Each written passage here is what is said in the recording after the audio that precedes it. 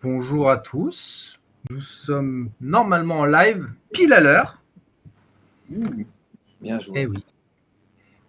Ce fut un peu compliqué, mais normalement c'est bon. On est même en live normalement sur LinkedIn. Si Ouais, je confirme, je le vois. toutes les planètes sont alignées. Ok. Et on a réussi à être sur ton événement? Peut-être pas, Alexandre. Ça, je suis pas sûr. Bon.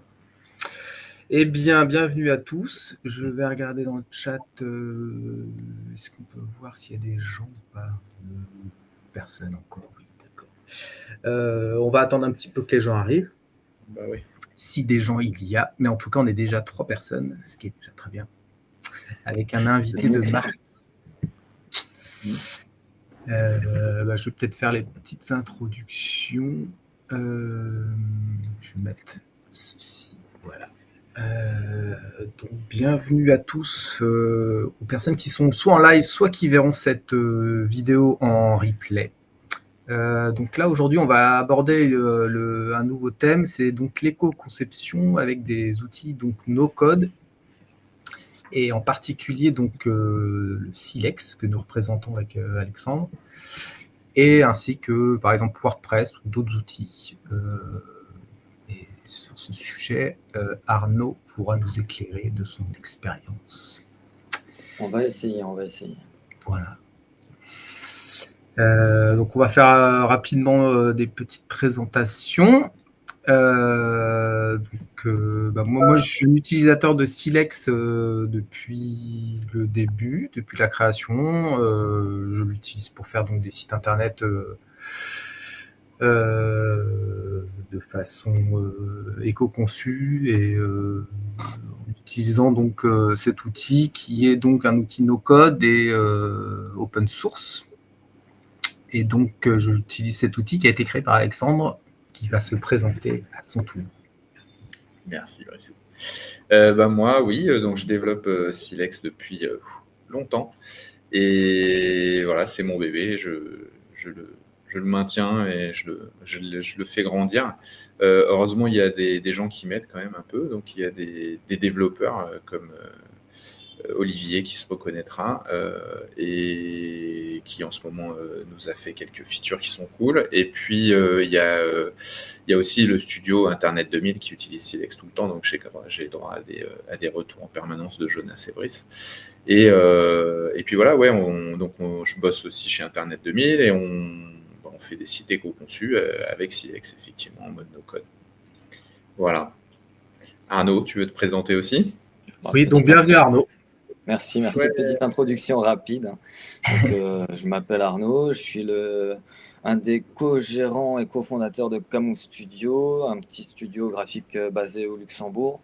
Ça fait 7 ans qu'on existe et on essaye depuis le début d'intégrer tout ce qui est notion d'éco-conception, notion environnementale dans le studio et notamment dans le web pour essayer de faire des sites les plus éco-conçus possibles, sachant, je préfère le préciser tout de suite, que je ne suis pas du tout développeur, plus graphiste et designer, donc qu'on ne me lance pas la pierre si jamais mes sites ne sont pas 100% éco-conçus. Il y a des choses que je ne peux pas gérer, donc il y a des choses à apprendre encore de ce côté-là. Mais c'est pour ça qu'on est là aussi. On va essayer de parler de tout ça et de voir comment on peut améliorer, de quelle manière c'est améliorable et pourquoi il faut le faire. Parfait. Voilà. Eh bien, continuons. Donc, on va rapidement faire un petit tour du sommaire. Donc, on va du coup parler dans un premier temps de l'éco-conception avec différents exemples. Et ensuite, pour avoir des cas concrets, donc comment améliorer cette pratique. Et à la fin, on fera un tour de table, voir s'il y a des questions. Voilà. Alors donc, est-ce que c'est beau ou est-ce que c'est moche l'éco-conception alors? Est-ce que c'est beau, est-ce que c'est moche? Vous allez nous montrer des sites là. On va peut-être commencer par parler de ce que c'est l'éco-conception et de la notion en tant que telle. En fait, il faut savoir que le numérique, ça représente 4% des émissions mondiales de gaz à effet de serre, ce qui n'est pas rien non plus. Donc, on consomme de l'énergie à chaque fois qu'on va sur un site internet. Et donc, la réflexion de l'éco-conception, c'est comment réussir à réduire l'impact d'une visite sur un site Internet. Donc, c'est l'art de générer des sites Internet qui consomment moins d'énergie en essayant d'offrir une expérience utilisateur, on va pas dire optimale, mais la plus agréable possible. Donc, il faut savoir que chaque donnée transférée, chaque animation ou une image a un coût énergétique et qu'en moyenne, une seule visite sur un site Internet, ça peut produire énormément de CO2. Par exemple, un site qui reçoit plus de 10 000 visites par mois, ça a l'équivalent de plus de 500 kg de CO2 par an. Donc, c'est plusieurs trajets en voiture et c'est assez impressionnant. On ne se rend pas compte, mais c'est un peu flippant quand on réfléchit à tout ça.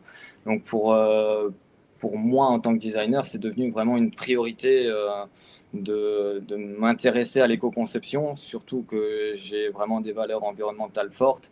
Par exemple, je suis végétarien, c'est des choses qui m'intéressent depuis très longtemps et je pense que dans nos métiers, on devrait intégrer cette notion d'éco-conception dès le départ, même dans l'enseignement, ça devient quelque chose de nécessaire. Ensuite, la question qu'on va se poser, c'est comment mesurer l'empreinte carbone d'un site. Et donc, pour cela, il y a plusieurs outils qui existent. Chacun apporte des informations différentes et le mieux, c'est de les combiner. On va en proposer 3 ou 4 et le mieux, c'est de combiner pour voir un petit peu l'impact écologique qu'a notre site internet sur la planète en tant que telle. Donc, il y a Website Carbone qui existe, EcoIndex, GTmetrix et aussi le Page Insight de Google. Donc, je pense que le mieux, c'est que je partage mon écran pour vous montrer un petit peu à quoi ça représente. Ce que ça représente, on est où? On est là. C'est là qu'on va voir si c'est beau ou si c'est moche alors. On va voir si c'est beau ou si c'est moche. Tout le monde voit? Alors attends, je vais pouvoir te le mettre. Voilou. Voilà. Wow. C'est mon dernier site que j'ai conçu en étant vraiment orienté éco-conception. Donc, c'est pour les Fuck Up Nights, un event qui se passe au Luxembourg. Donc, je vous parlais des sites internet et qui vont vous aider à avoir une petite vision globale. Le premier, c'était Website Carbon Calculator. Donc là, pour ce site-là, je suis arrivé en note A+. Donc, Yes.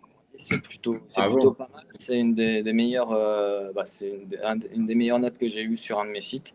Donc, je consomme que 0,07 grammes de CO2 à chaque visite. Donc, c'est plutôt intéressant. Et c'est vraiment à ça que j'aspire à terme sur tous mes projets.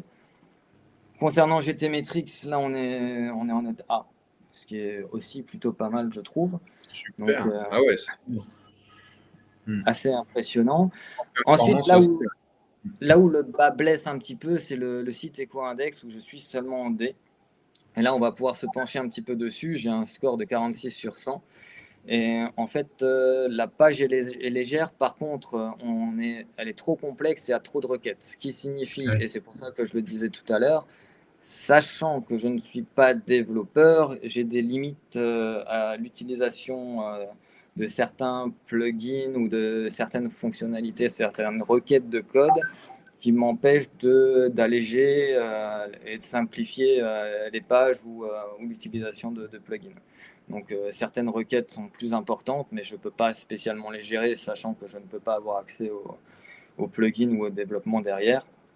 Et pour la complexité, je pense qu'il faut vraiment retravailler tout ça aussi, sachant, et ça je ne l'ai pas dit au départ, que j'utilise principalement des thèmes WordPress que je connais ou que j'ai déjà utilisés par rapport à leur taille et leur empreinte carbone, et que j'essaye de simplifier encore derrière au maximum avec soit des plugins, soit tout simplement avec des notions d'éco-conception que j'ai apprises et accumulées au fil du temps.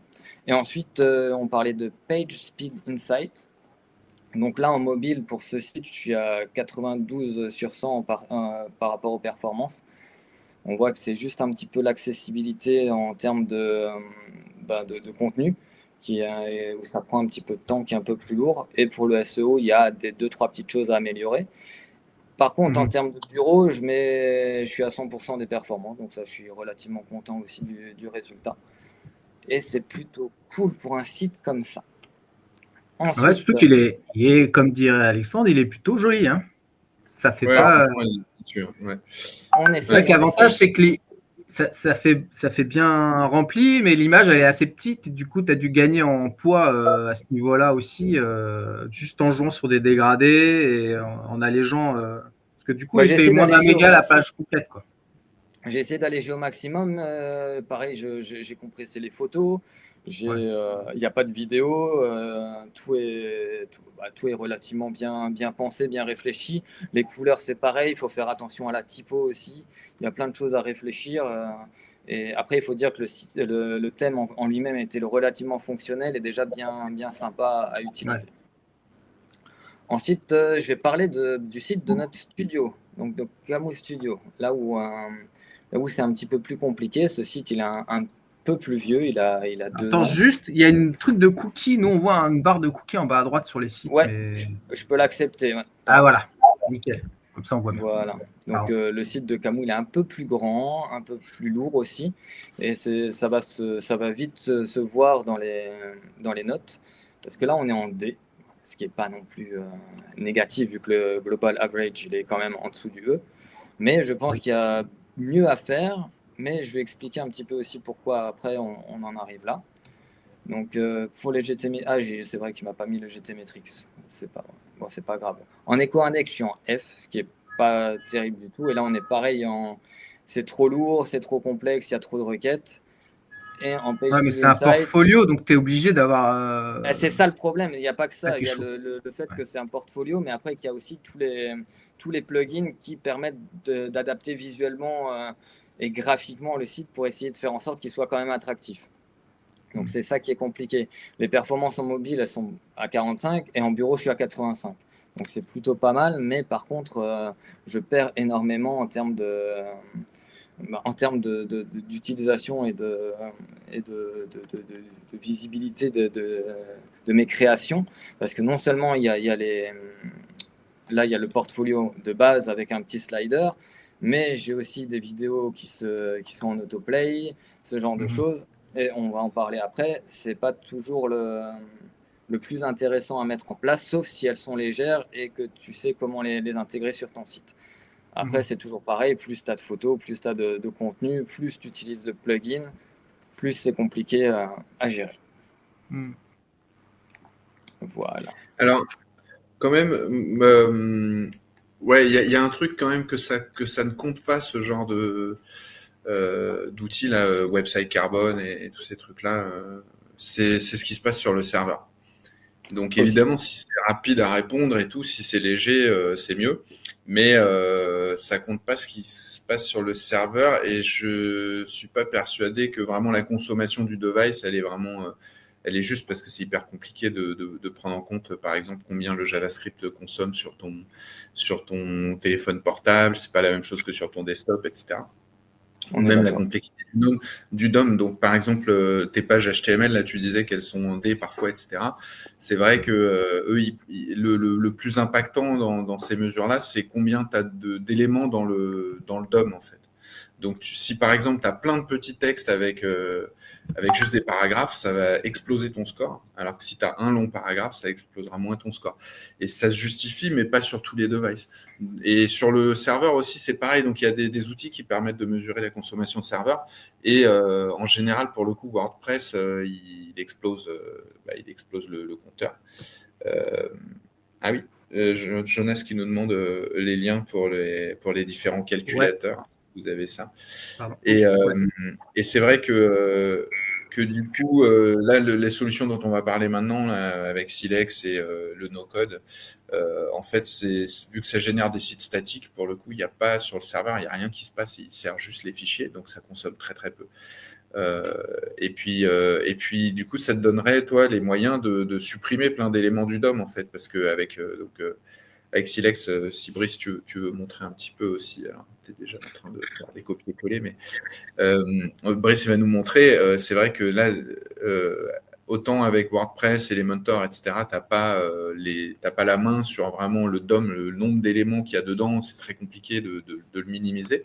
Autant avec Silex, qui est très bas niveau, un peu à la Webflow, ça va te permettre d'enlever plein de conteneurs, de faire des trucs hyper simples, et puis même de faire des astuces un peu ouf qu'on va montrer maintenant de ce qu'on fait là chez Internet 2000. Et juste une petite parenthèse par rapport à Webflow, autant WordPress c'est très lourd sur le serveur, Webflow en fait on ne sait pas ce qui se passe sur le serveur puisque c'est propriétaire. Et on ne peut rien y changer à ça. Donc en fait, le seul outil c'est pour ça qu'Internet 2000, on est à fond dans Silex, c'est que c'est le seul outil qui nous permet de maîtriser ce qui se passe sur le serveur, de le mesurer, et de maîtriser ce qui se passe sur le client aussi, vraiment à la div près, quoi, au conteneur près. Je peux pas juste. Ah bah ça va, il y a Molly Richesse qui a ajouté. Je peux pas écrire dans le chat, moi. Je sais pas si vous pouvez. Ouais, en fait, on n'est pas sur Twitch, on est juste sur LinkedIn. Ouais, donc, voilà. Ah oui, il n'y a pas de chat. Bah, comment il a écrit alors, Jonas? Bah, il a écrit depuis LinkedIn, je pense. Ouais. Ah bah vas-y, bah ouais. Bah, tu peux répondre directement sur LinkedIn ou alors à la fin du live, on peut mettre les commentaires. Mais du coup, le chat de Twitch, il est désactivé. C'est peut-être pour ça qu'il y a personne. On n'est pas sur Twitch en fait, ouais, on n'est pas diffusé sur Twitch, on est diffusé que sur. C'est vrai? Que sur LinkedIn, ouais, je sais pas pourquoi. Ah, j'ai pas cliqué sur des trucs. T'as peut-être pas validé Twitch dessus, ouais. Oh mince. Bon, je me suis dit c'est pas très très grave. J'ai lancé un enregistrement pour les gens qui voudraient le voir après. Donc là, on est peut-être sur nos codes France. On avait oublié de cliquer sur une option. Bah, vous avez raté l'intro, quoi. C'est ça, là, on est peut-être maintenant sur nos codes France. Ah d'accord. Peut-être, sur le Twitch. Ça va, on a et plus maintenant, en effet, maintenant, on a accès, du coup, au chat. Ah mince. Bon, bah bonjour, Claire.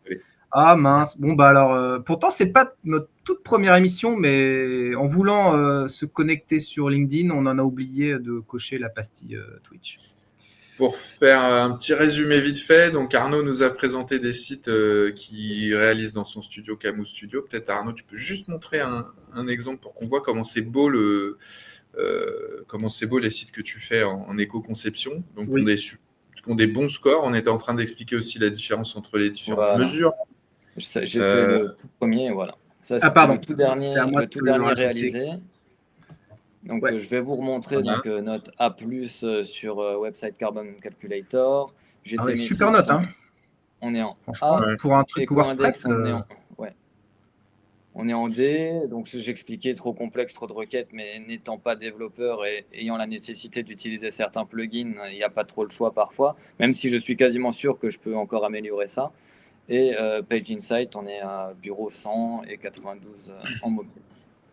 Et pour le site du studio. Ouais, après. Et Camus, elle, c'est le portfolio. Et donc, pour retenir. Donc, toi, tu as travaillé et tu as dû, du coup, utiliser des plugins de cache, optimiser vraiment pour monter ta note. Mais le plugin de cache, notamment, ça améliore quand même, je pense, pas mal. Le plugin de cache, il est indispensable. Franchement, si tu veux faire un site éco-conçu, tu n'as pas d'autre choix que d'avoir des plugins de cache. Moi, j'utilise VP Rocket, je ne veux pas faire de pub, mais il y a Optimize qui est plutôt pas mal aussi. Après, il y a VP Cache aussi qui est plutôt pas mal. Après, pourquoi c'est important? Parce que ça te permet de compresser ton CSS, ça te permet d'optimiser ton JS et au fur et à mesure de baisser l'énergie que va demander la navigation sur ton site. Ça, c'est super intéressant et super important aussi. Après, une des choses qu'il faut prendre en compte aussi, c'est faut dès le départ, si tu utilises un thème sur WordPress, il faut que ton thème il soit léger et déjà optimisé dans cette optique-là. Donc, faut déjà choisir le bon thème. Et pour savoir, tu peux déjà utiliser les outils qu'on a montrés tout à l'heure. Tu regardes si le site il répond déjà favorablement à la demande ou pas. Après, il y a aussi l'optimisation des images. Ça, c'est limite une logique, mais une logique que tout le monde n'a pas. Et je sais qu'on en avait parlé et que vous allez en parler tout à l'heure aussi, que c'est super important et que vous avez un outil pour faire ça. Ouais, on va faire une Donc, si tu veux remontrer un petit peu. Justement, je vais pouvoir vous montrer un peu. Oui, donc on en a vu. Je ne montre pas d'autres sites. On va aller directement sur l'outil. Ce sera peut-être plus efficace. Ouais, ok. Après, tu peux montrer quand même que. Oui. Après, tu peux montrer par exemple l'optimisation des images et tout que tu as fait sur tes sites aussi. Je sais pas. Ouais. Ou si quelqu'un veut quelque chose dans le chat, il pourra demander. Yes. Donc voilà, ça c'est le. Attends, je vais peut-être juste remonter à l'origine. Donc ça c'est le dashboard de Silex. Ça permet du coup de répertorier ces différents projets. Donc ça c'est un outil, c'est un site optimisé, donc qui est utilisé par notamment Internet 2000. Par exemple, une des astuces qu'on utilise, c'est plutôt que d'utiliser un JS pour afficher le menu qui est en haut, on passe par une drop-down, donc qui permet du coup d'afficher le contenu. Je vais passer en mode mobile, ce sera peut-être plus visible. Sans passer par du JS, quoi. C'est une petite astuce. C'est juste du CSS avec une checkbox. Ouais. Voilà. Donc là, tu vois, Arnaud, faut s'imaginer que c'est un template, que c'est pas le site, c'est pas un site statique celui-ci. Ok. Parce que là, je vais vous montrer après et surtout Alexandre le système qui mouline les images et donc qui est aussi relié à un CMS. Donc c'est pas un site statique. Ouais, pour remettre un peu de contexte, peut-être dire que là, quand même, donc ça, c'est Silex. Ce site-là, effectivement, c'est une template Internet 2000 et que tout le monde peut faire ses optimisations. Donc, si vous ne voyez pas comment faire un CSS qui remplace le JS, c'est facile sur Google de trouver ou bien vous nous demandez sur le chat Silex. Et c'est vrai qu'en fait, là, la plupart des gens, pour un clic sur un bouton qui ouvre un menu, la plupart des gens, ils vont en fait mettre un bout de JavaScript, alors que nous, on se creuse un peu la tête et avec du CSS, il y a moyen de faire plein de choses que JavaScript pourrait faire sinon. Et ça consomme moins parce que les CSS sont beaucoup plus spécifiques et donc le navigateur, quand il les interprète, il a beaucoup moins de travail à faire en fait. Et voilà. Après, Alex, petite question. Votre cible avec Silex, c'est qui exactement? C'est des web designers. C'est des web designers professionnels en général parce que si quelqu'un veut faire un site, juste un site pour son club d'échecs, comme on a eu beaucoup pendant longtemps, ou son DJ ou je sais pas quoi, le problème c'est que la courbe d'apprentissage est quand même costaud quoi dans Silex. Comme dans Webflow, en fait, c'est les mêmes courbes d'apprentissage, peut-être même un peu plus compliqué dans Silex, pas beaucoup plus, mais un peu plus, mais beaucoup plus souple aussi. Et donc, du coup, la cible, c'est des web designers en général, ou des développeurs, ou des gens qui vont faire plusieurs sites, en fait. C'est toute personne qui vraiment est prête à investir un peu de temps dans le fait de pouvoir faire ces sites plus rapidement, mais au départ, il y a un petit investissement en temps. Ouais, c'est ce que je voulais savoir. En termes de temps, combien de temps ça pourrait prendre en durée de se former, d'essayer d'appréhender et d'apprivoiser l'outil surtout. Ouais, c'est quand même, c'est quand même, faut compter quand même probablement un mois avant d'être bien. Un peu autonome dessus, quoi. Okay. Je pense. Brice, t'en penses quoi, toi? Parce que tu sais peut-être. Moi, j'utilise depuis un petit bout de temps. Je sais que là, on a la V3, c'est ça. Donc, il est quand même plus intuitif. Tu vois, tu as les systèmes à gauche, tu retrouves tout. Avant, il n'y avait pas ça. Là, maintenant, tu as des systèmes de calque. Donc, ça, c'est assez intuitif. Ça, c'est quand même très pratique. Ça ressemble beaucoup à Elementor. J'ai l'impression d'avoir les différents petits blocs avec les. Ouais, voilà. Quand tu cliques, ça t'emmène directement sur ton calque. Et là, tu retrouves tous tes éléments. Donc ça, c'est la partie à gauche. Et la partie à droite, tu peux dire que, par exemple, là, on est sur le main. Tel élément, c'est un main, ou c'est une div, ou c'est une section. Tu vois, tu as toute la partie HTML ici. Et tu as un autre onglet où là, tu vas retrouver tout ton CSS. Donc ça, cette partie-là aussi, elle est assez intuitive. Tu retrouves tous les éléments CSS classiques. Après, c'est vrai que pour, par exemple, Elementor, lui, tu peux lui dire, par exemple, ça, c'est une colonne 50%. Là, en fait, non, il faudra quand même que tu ailles chercher les Dans ton largeurs CSS, ok. en C'est ce pixels, que je en voulais. pourcentage. Tu lui dises que c'est une colonne, etc. quoi. Donc, c'est optimisé, mais du coup, tu n'as pas des trucs pré-réglés pour le moment. En fait, Elementor, tu as quand même une couche d'abstraction, quoi. Là où les Webflow, les Silex, etc., font moins d'abstraction, tu manipules vraiment du HTML, en fait, et du CSS. Ok. C'est juste que tu le fais en visuel, c'est un peu plus simple dans le workflow, c'est plus simple pour s'y mettre, il n'y a pas de syntaxe et tout, tu vois. Mais sinon, voilà. Donc, ça, c'était quand même. Et ce qui est intéressant dans Silex en particulier, vu que ça a été beaucoup un outil pour initier les gens au web design, c'est vraiment les mêmes termes. Tout ce que tu apprends dans Silex te servira si derrière tu apprends finalement le code à la main, quoi. Et si tu connais déjà le code, tu te retrouveras beaucoup plus facilement dans Silex. Mais voilà, donc ça c'est sur la partie apprentissage. Et du coup, comme tu manipules du HTML, bah, tu vois ton problème d'avoir des mauvais scores et puis d'être au-delà du score, en fait, de consommer beaucoup d'énergie sur les appareils des internautes, par exemple sur un téléphone portable. Si tu as un DOM, comme te fait Elementor, par exemple, avec des conteneurs dans des conteneurs dans des conteneurs, dans machin, bah, là, avec Silex, l'avantage c'est que tu peux régler ça sans problème. Tu mets pas de conteneur, il n'y aura pas de conteneur, quoi. Et du coup, tu consommeras beaucoup moins d'énergie à la fin. Ouais. C'est-à-dire que tu n'as pas 36 couches au-dessus. Parce qu'il prévoit l'utilisation de plein d'éléments. Et du coup, si tu utilises juste une toute petite partie, en effet, tu économises beaucoup, quoi. Tu vas droit au but de ce que tu veux. Mais pour ça, il faut le faire un peu à la main. Qu'est-ce que je peux montrer d'autre? Oui, nous, on a des outils justement pour OnWrap. Ça te permet du coup de supprimer carrément un conteneur, mais de garder juste le code qui est dessus, qu'on verra après avec Alexandre. Donc ça, c'était une des optimisations aussi qu'on a, nous, en interne. Tout à l'heure, on a parlé aussi de... toi, tu utilises du coup des plugins qui permettent d'optimiser le JS, les scripts, de minifier. Donc tout ça, nous, on peut le mettre, mais nous, c'est directement... dès qu'on veut rajouter du code, en fait, on a un outil qui permet de mettre directement dans le head tout ce qui est le code.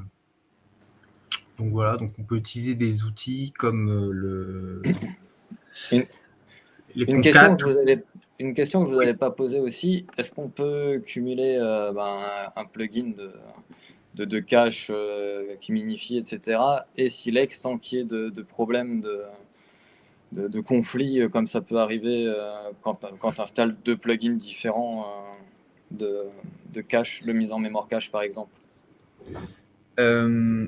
Ouais, nous, il y a moins de plugins déjà dans ce qu'on fait, nous. Il y a beaucoup moins de plugins que dans un WordPress, hein. Et après, bah, la minification là, de ce code-là, on va le voir tout à l'heure comment on fait pour paramétrer des trucs hyper avancés comme ça. Mais Silex de base, bah, en fait, il n'y a pas besoin de plugin. Et il n'y a que dans des utilisations hyper avancées que tu vas installer 1, 2 plugins, 3 plugins, mais c'est tout, quoi. En fait, ce qui est assez fou, c'est que, ouais, en effet, dans Silex, il n'y a pas de plugin de cache, quoi. Il n'y a pas Non, besoin, pas besoin. parce que la page, elle est fixe, et du coup, c'est déjà de base, il n'y a Tout est vraiment pas besoin, optimisé, ça quoi. n'apporte rien. Ouais. Ça, c'est quand même assez ouf. Alors que c'est en effet WordPress, si tu n'as pas de plugin de cache, ta page, bah, elle est ultra lourde à charger. Ah ouais, puis Ouais. ça consomme à mort, hein, parce qu'à chaque fois, tu fais une centaine d'appels à la base de données, à chaque génération de page et tout, c'est pas possible, quoi. Par contre, en effet, on a eu ce problème quand on a voulu optimiser les JS et les remettre en un seul, comme il y a un peu dans les plugins WordPress, où ils peuvent du coup réunir tout en un seul. Là, en effet, tu peux quand tu fais appel à des scripts JS, que tu les ralentis, que tu les fais passer l'un après l'autre, ou etc., là, tu peux en effet aussi avoir des soucis sur du Silex. Mais ouais, c'est des soucis récurrents sur chaque plugin. Hein. Dès que tu essaies de fusionner les JS ou de fusionner ton CSS, tu as une petite bulle, une petite info bulle qui te prévient que ça risque de casser. Donc oui, c'est normal. Ouais. Mais bon, c'est beaucoup moins rare que sur WordPress où il suffit que tu coches une petite case et là, tu as tout qui. Si tu fais pas gaffe, et tu as ton site qui marche plus. On peut regarder aussi donc les images, ouais. Alors les images, soit on le fait à la main, c'est-à-dire que sur un site statique, tu peux lui dire. Donc là, dans Silex, on a un petit choix en haut qui permet du coup de directement afficher le. Attends, je vais peut-être juste enlever ça. Afficher le mode mobile. Et donc là, si tu appliques du code quand tu es en mode mobile, ça va directement te faire les media queries du code qui est que pour le mobile. Et au même titre, si tu as une grosse image et qu'ici elle devient toute petite, bah, tu peux lui dire de charger une image mais plus petite, quoi. Ça, c'est pour un site statique. Et il y a aussi un système, donc ça c'est un plugin dans Silex qui permet de mettre des tailles et que du coup le navigateur, en fonction de la taille, par exemple là on a mis que en inférieur à 768, donc c'est en mode mobile, l'image, donc on va la voir là, elle fait quasiment toute la largeur de l'écran, donc 84%. Après, on a mis un autre breakpoint, entre guillemets, quand elle est à 512. Donc ça, c'est quand elle est en grand, elle fait plus que la moitié, quasiment, 48% de la largeur de l'écran. Et après, toutes les tailles qui seront encore plus grandes, on va afficher 700 pixels. En gros, c'est la taille... notre image, elle fait 693 pixels, donc quasi 700 pixels. Donc en gros, avec ces infos-là, ces trois cas de figure, donc mobile, desktop et très grands écrans, on va proposer au plugin de servir, d'aller piocher dans trois tailles d'image, de largeur d'image en fait.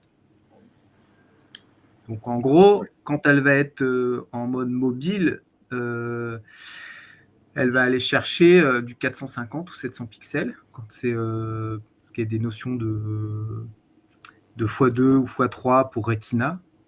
Et sinon, après, elle chopera du 1400 pixels de large. Donc, en gros, ça permet qu'en fonction de la taille des différents écrans, il y a une sorte de moulinette qui fait qu'on va afficher différentes tailles d'images. WordPress, je crois qu'il l'a. Lui, de base, je crois qu'il te permet de choisir, je crois, des trucs, mais c'est pour tout le site, il me semble. Tout le site, tu peux lui dire, il y a 3-4 tailles d'images différentes. Normalement, oui. En fait, tu peux régler, ça va dépendre. C'est un peu compliqué aussi sur Elementor. Tu as possibilité de, par format, mais c'est iPad, mobile ou desktop, et tu peux choisir quel format tu veux. Mais ça reste intégré sur la page, et donc ça reste aussi un peu plus lourd. Après, c'est toujours pareil. Ça va aussi dépendre de la taille des images. Parce que tu peux appeler des images non optimisées, donc ça risque d'être plus compliqué aussi. Il faut aussi bien gérer le fait de choisir la taille des images par rapport à ton device, mais aussi l'optimisation de l'image en tant que telle pour qu'elle soit la moins lourde et donc la plus rapidement chargeable et la moins consommable, qu'elle consomme le moins d'énergie possible. Voilà. Moins consommatrice d'énergie. Ok. Vous vouliez parler de la compression. Je vais juste montrer du coup l'exemple en concret. Donc ça, c'est l'image qu'on a chargée, qu'on voit dans le front, une fois que le site est publié. Et donc en gros, voilà, là je suis en... Attends, je laisse... Là je suis en 1. Donc en gros, là, elle affiche du 700. Tu vois, je ne sais pas si on voit bien. Et la moulinette, déjà, elle nous transforme toutes les images à l'écran. Pardon, vas-y. Elle a chargé du 700, quoi. Là, ça a chargé l'image en 700 de large. Okay. Ouais, elle a chargé du 700 et elle l'a transformé en WebP. Tu vois, d'origine, c'était sûrement du JPEG.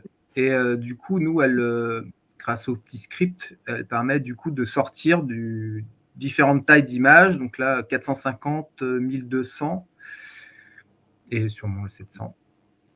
Et du coup, là, elle affiche même quand elle est en grand 700 et quand elle est en plus petit, elle va peut-être rester en 700 parce que. Et en petit, non, elle est en 450 là, voilà, inférieure au petit écran, donc, du coup, alors 450. Ouais, pour mettre un peu de contexte, donc là, Brice, dans Silex, tu as suivi en fait la documentation et tu as pu mettre des valeurs qui indiquent au navigateur, en fonction de la taille de l'écran qui consulte le site, voilà les différentes images que tu peux charger, et il va aller charger la bonne. C'est ça que tu es en train de montrer. Du coup, c'est moins lourd à charger, c'est aussi moins gourmand à afficher, parce qu'il n'y a pas besoin de la resize et tout. Voilà. Et par contre, ça nécessite d'installer un plugin avec le site, en fait. Oui. Et donc c'est moi qui vais prendre la main. Mais ce plugin, ce qu'il fait, c'est comme tu as dit, il transforme toutes les images en WebP. Il les laisse aussi en JPEG au cas où le navigateur ne supporte pas WebP, tout ça. Bon, il y a tout un truc. Et en gros, le côté client, le CSS, quand on affiche le site, va choisir le bon. Le HTML va choisir la bonne taille d'image et elle aura été générée, cette image, dans la bonne taille par le plugin. Okay. Ah ben il y a Nassima qui répondait. Ah, j'ai pas vu, j'avais pas accès au chat. Nassima, elle dit oui qu'il faut un bon mois, voire 2 pour prendre en main. Parce qu'elle, je pense que c'est une stagiaire que vous avez eue chez Internet 2000. Elle a été stagiaire chez Internet 2000, effectivement. Salut Nassima, ça va?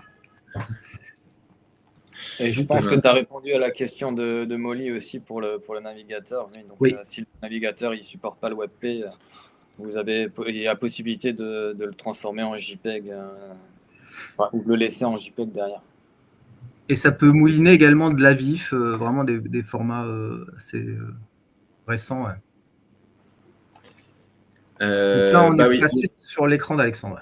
Alors du coup, voilà, moi c'est un site équivalent où effectivement on voit que cette image-là, elle a été en fait par défaut dans Silex quand il n'y a pas de plugin. Donc vous allez avoir des images, c'est très performant, c'est du statique, c'est que des fichiers et tout.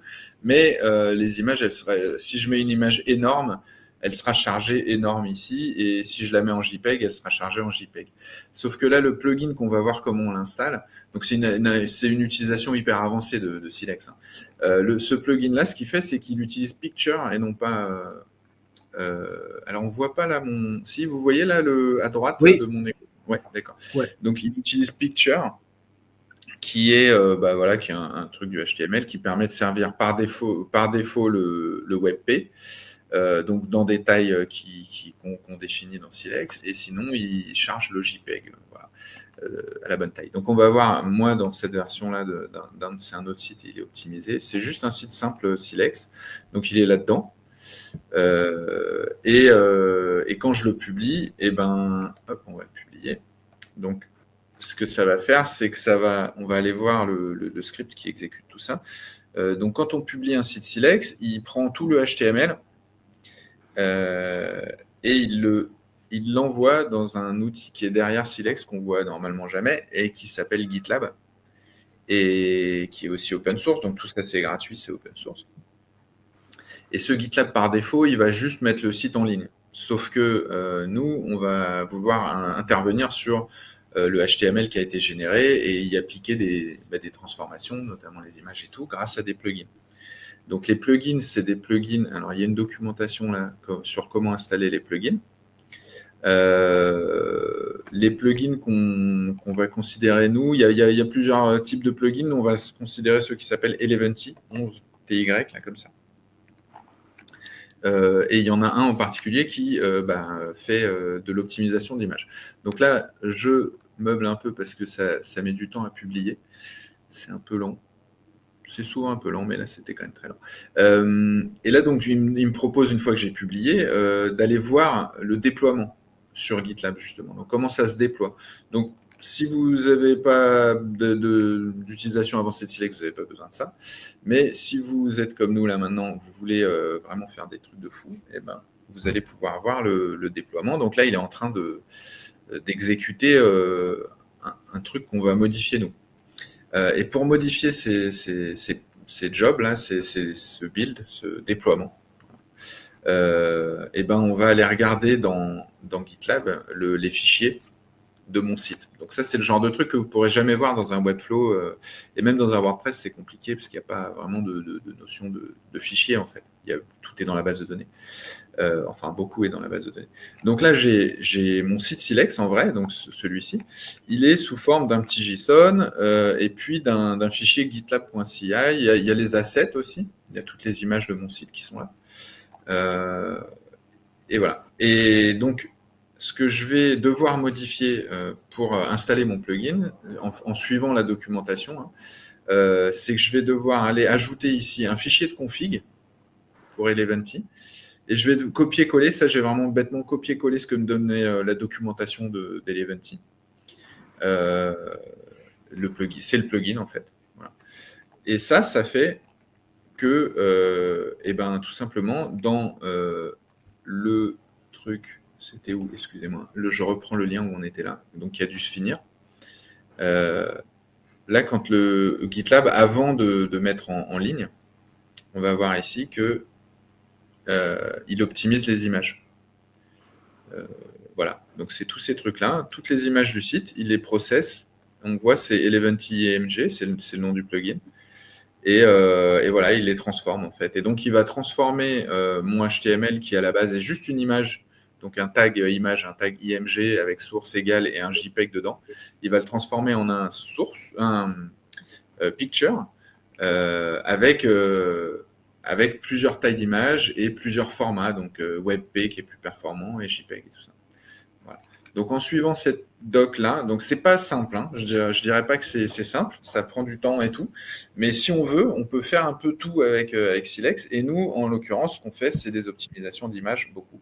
On fait aussi ce que disait Brice avec un plugin comme ça, de la concaténation, donc on prend tous les scripts de la page et on n'en fait qu'un seul fichier. Ça permet de charger un fichier au lieu un gros fichier plutôt que d'en charger 5 ou 10 petits. C'est plus performant et c'est mieux pour la consommation, le réseau et tout ça. Et puis, on peut aussi minifier, on peut faire tout un tas de trucs avec des plugins comme ça. Donc, est-ce que vous auriez des questions pour moi?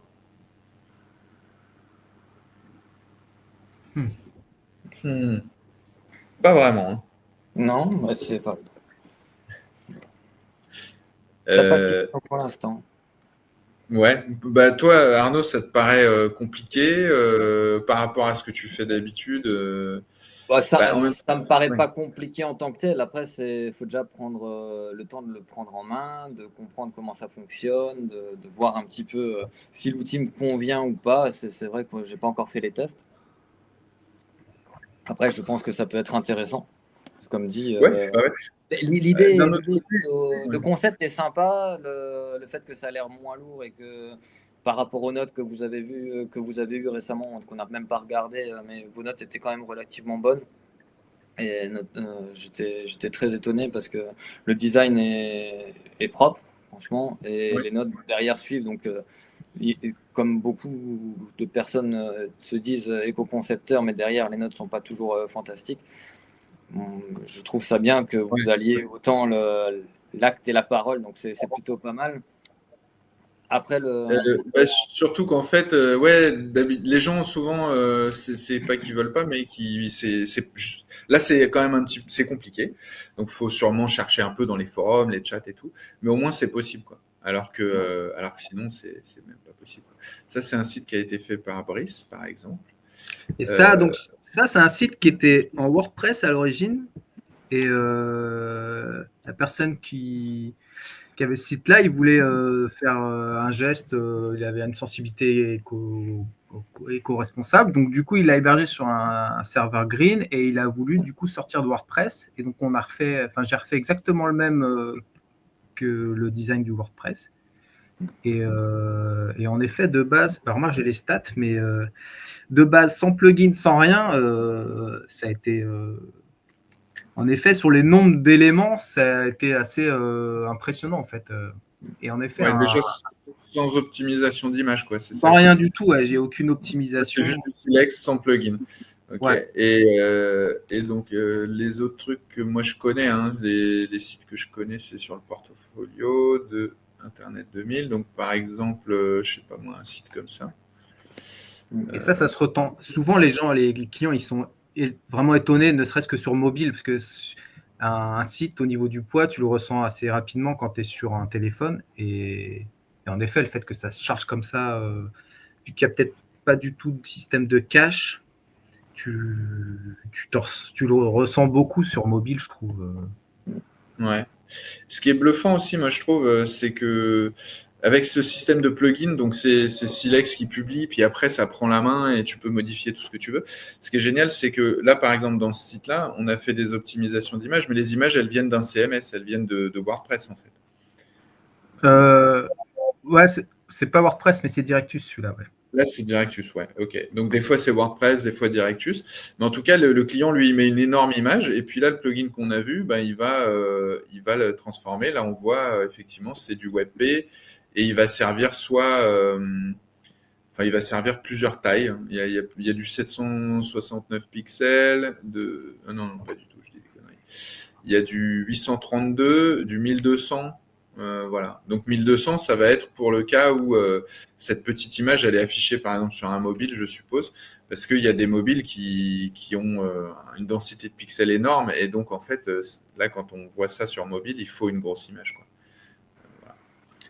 Voilà. Et donc ça, celui-ci, autant le site que toi que tu as fait, Brice, tu as fait plein d'optimisations, mais pas les optimisations d'image, et les scores sont déjà vraiment bien.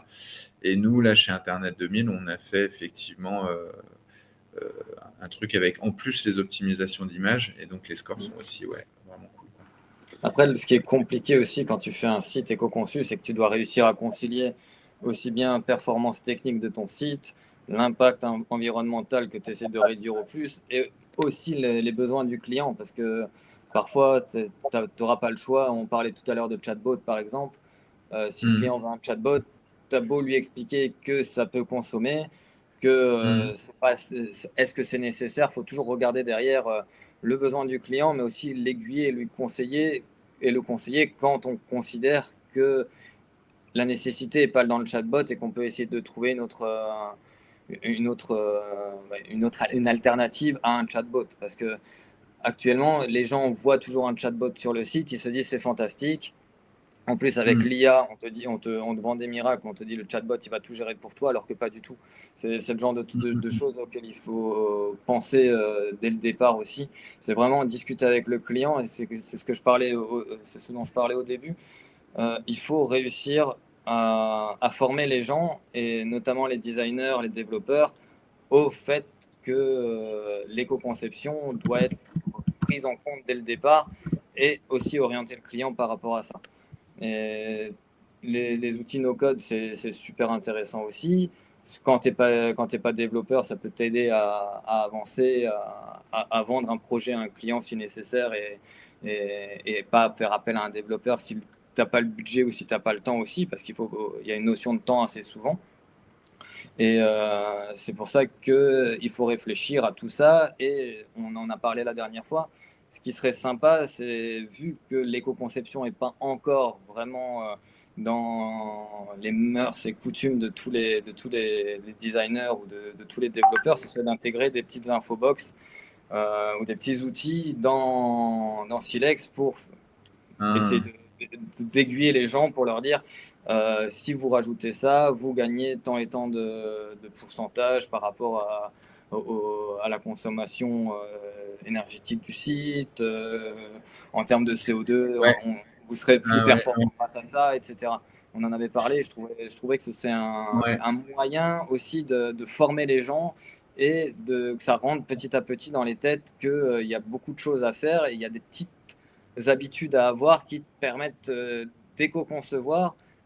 Si même toi, en tant que développeur ou de designer, tu n'as pas vraiment d'affect par rapport à ça, mais essayer de se dire, ah ben oui, c'est pas bête, ça pourrait me faire gagner du temps, etc. Ça pourrait faire alléger la page, ce genre de petites choses. Il faut trouver aussi l'équilibre entre accessibilité et responsabilité, parce que ça aussi, on en a parlé, l'accessibilité, c'est quelque chose de très important qui est pas toujours réfléchi quand tu fais un site, ne serait-ce que pour les contrastes, que pour les typos.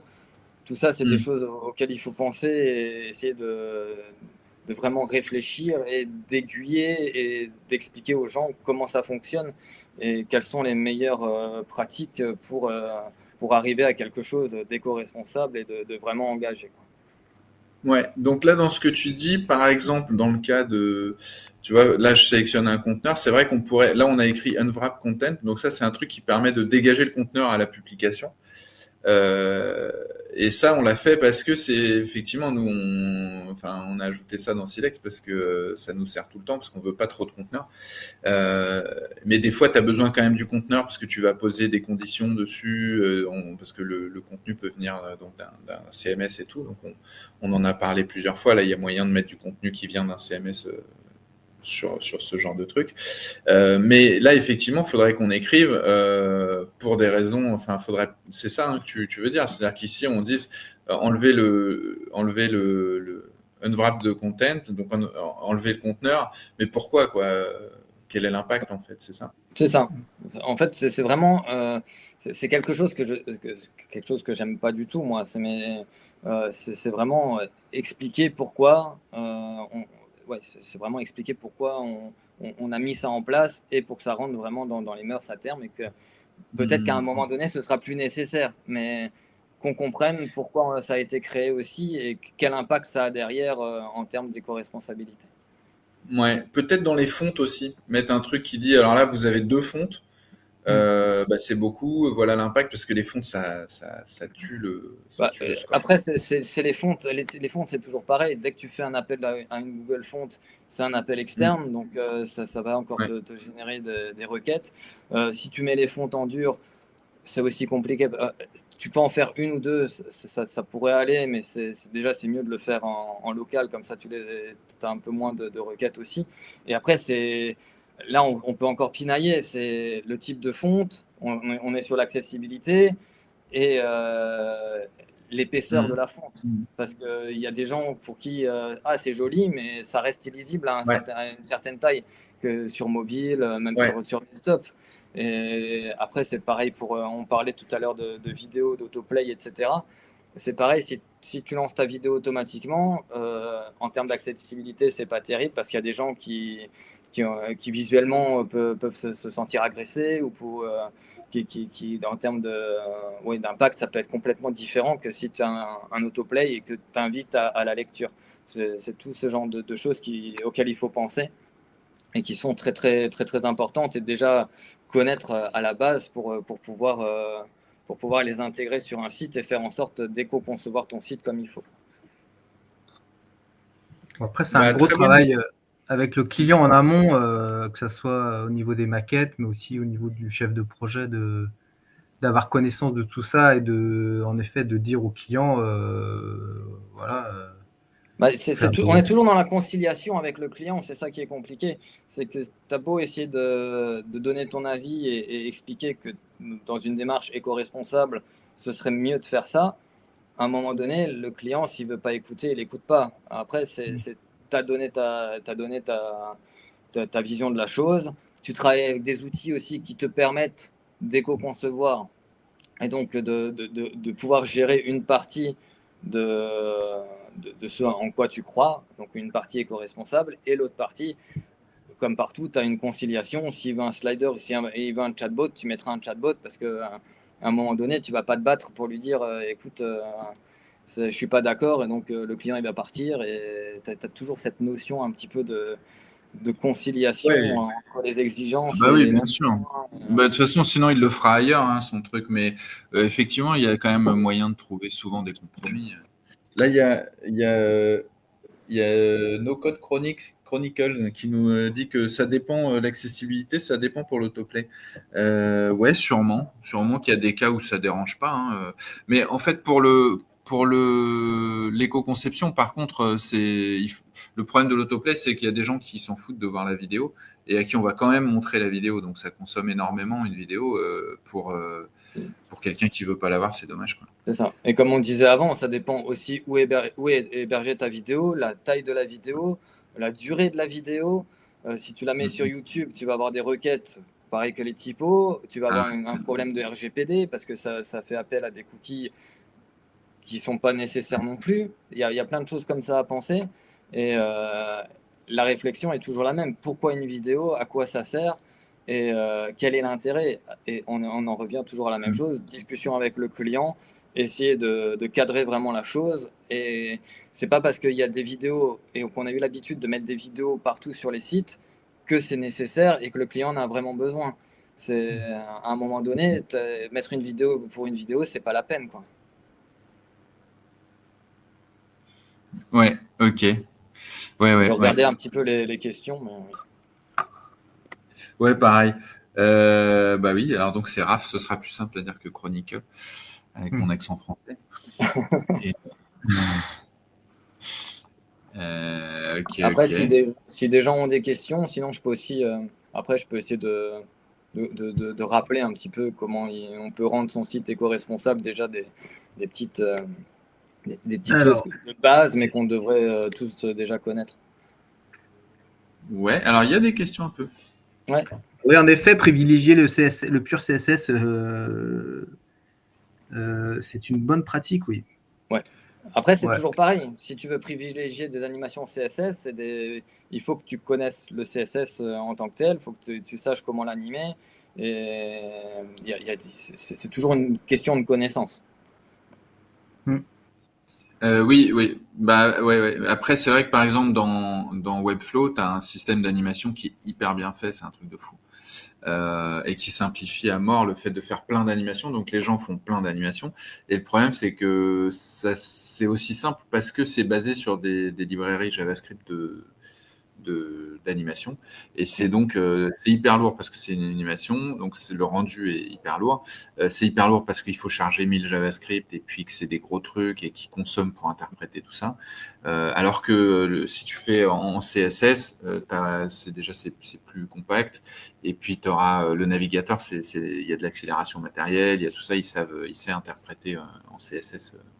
Et après, on reste toujours dans l'intérêt de l'animation. Et Si voilà, tu as une ouais. petite animation sympa qui est intéressante et qui te permet, par exemple, de t'expliquer un process ou un truc qui est vraiment nécessaire et que le client, que ça peut aider le client à vendre un produit, à vendre son service, là, je suis tout à fait d'accord. Si c'est pour mettre une animation de texte, le petit texte qui rebondit et quand tu passes la souris dessus ou intérêt, pas intérêt, c'est tout ça à réfléchir. Ouais. Ouais, bah ça c'est le boulot en amont, ouais, ça sort un peu de la technique, mais c'est vrai que c'est hyper important. Ouais. Et donc là, il y a Raph qui nous dit que oui, bah oui, il y a des cas où on dit pas qu'il faut pas de vidéo, hein. Ce qu'on dit, c'est qu'il faut pas montrer une vidéo à quelqu'un qui veut pas la voir. Et puis il faut l'optimiser à mort. Et puis rien que le player YouTube, il pèse une tonne. Ouais. Et il faut trouver surtout l'intérêt de la vidéo. Là, la vidéo, Tesla, on reste sur une marque de luxe qui vend des véhicules de luxe, qui vend une image, qui vend un concept, qui vend un produit. Là, tu es obligé, pour eux, c'est obligé de vendre du rêve. Donc la vidéo, elle est là. Après, si tu es coiffeur, par exemple, et que tu mets une vidéo de 1 minute 30 où tu vois des gens se faire coiffer, une animation de logo, là, on est encore dans quelque chose de complètement différent. Et après, Tesla, c'était les précurseurs dans la vente de véhicules automobiles. Derrière, en termes de dev et de boîtes qui s'occupent de leur site internet, il y a des gens qui leur ont aussi dit c'est bien de mettre de la vidéo, mais on va optimiser tout ça, on va faire quelque chose de léché. C'est pas des vidéos qui vont durer 2-3 minutes, c'est du très court, mais c'est pour faire vendre, c'est pour vendre du rêve, et c'est normal aussi. Et le flocon de neige, là, on qui est tous tombe, d'accord. Ouais. c'est ça. Ouais. Le flocon de neige qui tombe, c'est la même chose, c'est pas la peine de mettre Ah des bah flocons c'est de neige. important, non, quand même. Non, ça c'est quand même. Moi, je trouve que c'est important. Flocon de neige, c'est la base. C'est le rêve. Il faut vendre du rêve. Donc là, on est arrivé à pile à l'heure. Donc on va pouvoir, peut-être si on a fini les questions, je ne sais pas, aborder la fin de l'émission. Eh ben, ça me paraît très raisonnable. Donc, il y a une autre émission qui va suivre, qui est quand? Qui est ce soir à 17h. Il y a le live Coda pour coder en toute simplicité. Donc, Coda, c'est propriétaire, mais bon, ça fait des applications, je crois, en no-code. C'est sur la chaîne Twitch de No Code France, super association dont nous sommes membres. Voilà. Arnaud, je pense qu'il voulait terminer sur.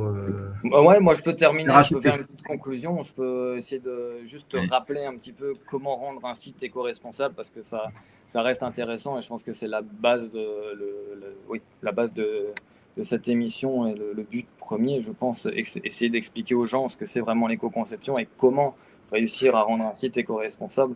Donc la première chose, c'est vraiment adopter une vraie sobriété numérique. Donc, savoir comment réduire la complexité des différents éléments sur son site et réduire la consommation ainsi des ressources. Optimiser les performances techniques pour que le site soit donc plus rapide et consomme moins d'énergie. Brice en parlait tout à l'heure aussi, c'est choisir un hébergement durable, donc un hébergeur durable qui met en avant, pas que mettre en avant, mais qui prouve aussi qui met en place toutes les techniques qu'il faut pour être éco-engagé. Et ça joue un rôle crucial aussi sur la durabilité et sur la note aussi, parce qu'il y a des sites, il y a des hébergeurs qui vous permettent d'améliorer la note en CO2. Et vous pouvez aussi avoir un petit label éco-conçu.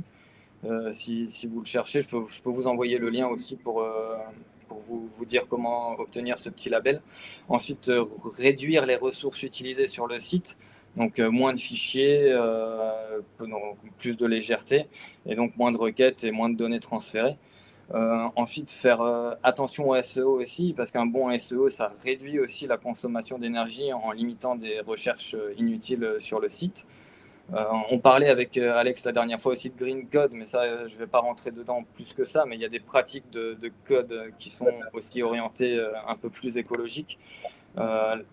Et finalement aussi engager les visiteurs en expliquant la démarche. C'est toujours intéressant de mettre une petite page en expliquant pourquoi le site a été éco-conçu et les différentes valeurs qu'on porte. Et enfin, penser à la compensation carbone, donc connaître la consommation de son site et savoir que quoi qu'on fasse, un site internet, ça va consommer de l'énergie, ça va laisser une empreinte écologique et donc savoir comment gérer tout ça. Donc chaque petite action compte quand on fait un site internet, quoi qu'il arrive. Et le plus important, c'est déjà de commencer à en faire des petites et au fur et à mesure de pouvoir créer vraiment quelque chose d'écologiquement engagé et d'écologiquement responsable. Et je pense que c'est accessible à n'importe qui de pouvoir créer un site éco-conçu s'il s'en donne un petit peu la peine. Et je pense que c'est la moindre des choses pour essayer d'aller vers quelque chose de plus propre et d'un un peu plus engagé. Yes. Voilà. À fond, ok. Il y a une petite question quand même avant de finir. Il y avait une question, oui. C'est Raph qui demande si pour les animations, Webflow et ReadyMag, comment on compare. Moi, je connais pas ReadyMag, mais j'ai juste chargé leur site et c'est hyper lourd. Ouais. Webflow comme ReadyMag, effectivement, je vois il y a des animations partout. Les animations, ça consomme sur le device, sur le téléphone ou sur le desktop, parce que le navigateur doit rendre l'animation, donc ça consomme. Et surtout, il faut charger plein de JavaScript là dans les outils, en tout cas que tu as partagé, Webflow ou ReadyMag. Et du coup, oui, c'est hyper lourd, c'est hyper mauvais pour la planète. On ne se rend pas forcément compte, pour ceux qui n'ont pas suivi au tout début, mais Arnaud nous disait que nous faisait un petit peu la liste d'où d'où ça se situe au niveau de l'impact écologique, et c'est alarmant. Donc voilà. Bah, c'est ça qui est dommage aussi. Il y a des Elementor où il y a d'autres choses du même type, d'autres utilitaires du même type. Je pense que ce serait le premier à devoir expliquer que ce qu'ils font, ça, écologiquement, c'est pas toujours bien, et de montrer comment améliorer les choses, et en prévenant, ne serait-ce qu'en expliquant aux gens l'abus d'animation, l'abus d'image, sur un site n'est pas nécessaire en fait. Donc il faut vraiment donner des petits warnings de ce type-là pour essayer d'alerter les gens et de leur faire comprendre et comprendre les bonnes pratiques à utiliser, tout simplement. Ouais, voilà. Bah, d'ailleurs, merci de faire passer un peu tout ça, de nous apporter ton expertise là-dessus, c'est cool. Et merci pour les idées sur Silex. Là, si tu en as d'autres, donc il y a une roadmap, là, il y a le lien à l'écran. Il y a la roadmap Silex, on peut rajouter des trucs, il y a des petites bounties pour les développeurs qui seraient intéressés, il y a des récompenses en termes de thunes. Voilà. Et ce serait bien qu'il y ait des trucs sur l'éco-conception. Responsabilité, ouais. Bah, en tout cas, merci de m'avoir invité, c'était cool. Franchement, avec plaisir. Ça fait du bien de pouvoir parler d'éco-conception, donc voilà. Bah ouais, c'est cool. Ouais. C'est vrai qu'il faut tous adopter des bonnes pratiques. Je sais que par exemple chez Internet 2000, on a ce qu'on appelle un éco-starter. Du coup, c'est un système de site qui permet d'avoir notamment pour des sites type vitrine, pouvoir accéder à un site pour un prix qui soit pas trop élevé et qui soit déjà optimisé, voilà, pour essayer de toucher aussi le plus grand nombre de personnes les PME et tout, il faut quand même éviter d'utiliser des grosses solutions qui sont consommatrices, quoi. Voilà. Carrément. Merci Brice. Mais de rien, merci de ta visite. Désolé pour le démarrage, ceux qui nous attendaient sur le Twitch No Code, voilà, on fera mieux la prochaine fois. La prochaine fois, on arrivera à être en même temps sur LinkedIn et Twitch de façon optimale et pile à l'heure. Voilà, parce qu'on a démarré un peu avec un quart d'heure de retard, mais c'était pas très grave. Eh bien, bonne fin de journée à tous. Bonne nuit Alexandre qui est à l'autre bout de la planète. C'est ça. Merci Brice. Et puis au mois prochain. Donc le mois prochain, on va voir, mais peut-être qu'on abordera tout ce qui est accessibilité. On en a déjà un petit peu parlé aujourd'hui. Très important aussi. Ouais. Ça peut être un thème qui est assez méconnu si vous connaissez des gens qui sont passionnés par ça ou qui ont une expertise, surtout envoyez-les-nous parce que c'est pas courant et c'est dur. On cherche sur les réseaux sociaux, mais ça marche pas très bien. Voilà. Je vais regarder, peut-être je connais quelqu'un, je vous tiendrai au courant. Ah ouais, cool. Ok. Voilà. Nickel. Merci beaucoup. Voilà, se termine notre émission. Je vais lancer normalement la vidéo de fin. Attention. Est-ce que ça marche? Ça va couper le son? Non, ça marche. Début, intro. Si, c'est parti. Allez, bonne journée à tous. Au revoir.